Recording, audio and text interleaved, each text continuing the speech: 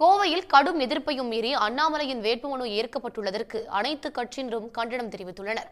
மக்களவைத் தேர்தலில் கோவை தொகுதியில் போட்டியிட வேட்பாளர்கள் தாக்கல் செய்த மனுக்கள் ஆட்சியர் அலுவலகத்தில் இன்று பரிசீலிக்கப்பட்டன.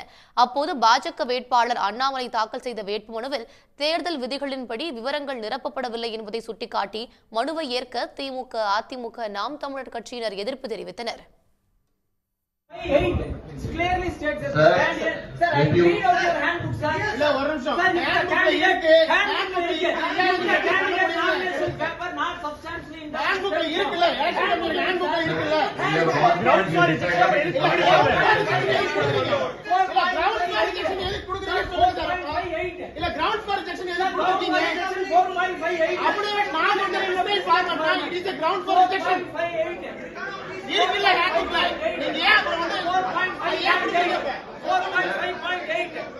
Sir, 4.5.8 we have already considered the point to raise and decided.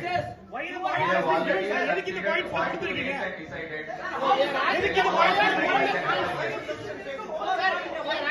why are you given the points like that? 4.5.8 4.5.8 is purely violated, sir. Number 19. Number 19.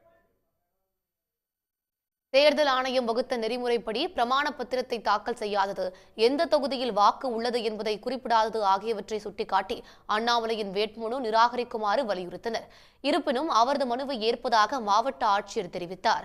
இதற்கு பிற கட்சி வேட்பாளர்கள் எதிர்ப்பு தெரிவித்துள்ளனர்.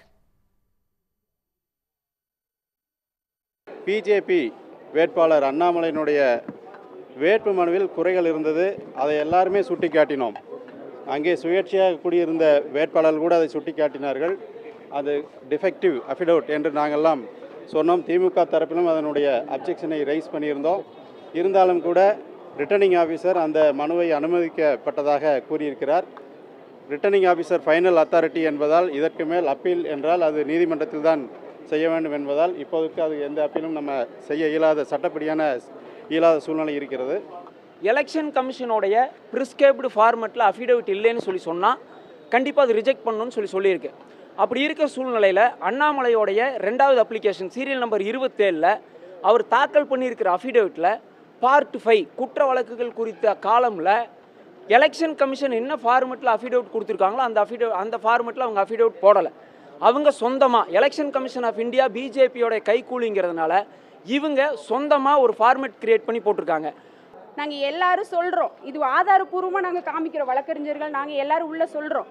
ஆனாலும் தேர்தல் அதிகாரி அதை ஒத்துக்க மாட்டேங்கிறாரு. சுயேட்சையாக நிற்கிறவங்களுக்கு சில கையெழுத்து போடலை, சில படிவம் பூர்த்தி பண்ணல அப்படின்னு அதை நிராகரிக்கிறாங்க. ஆனால் இவரோட படிவத்தில் இவ்வளோ பெரிய பிழை இருக்குது. நாம் தமிழர் கட்சியும் எங்கள் வழக்கறிஞர் மற்ற சுயேட்சை கட்சிக்கு எல்லாருமே அதை எதிர்த்து சொல்கிறோம் நாங்கள். ஆனாலும் தேர்தல் அதிகாரி அதை காதிலே வாங்கிக்கலைங்க.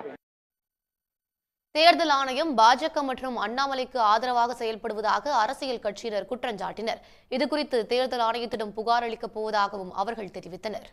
உடனுக்குடன் செய்திகளை தெரிந்து கொள்ள சன் நியூஸ் பெல் ஐகானை கிளிக் பண்ணுங்க.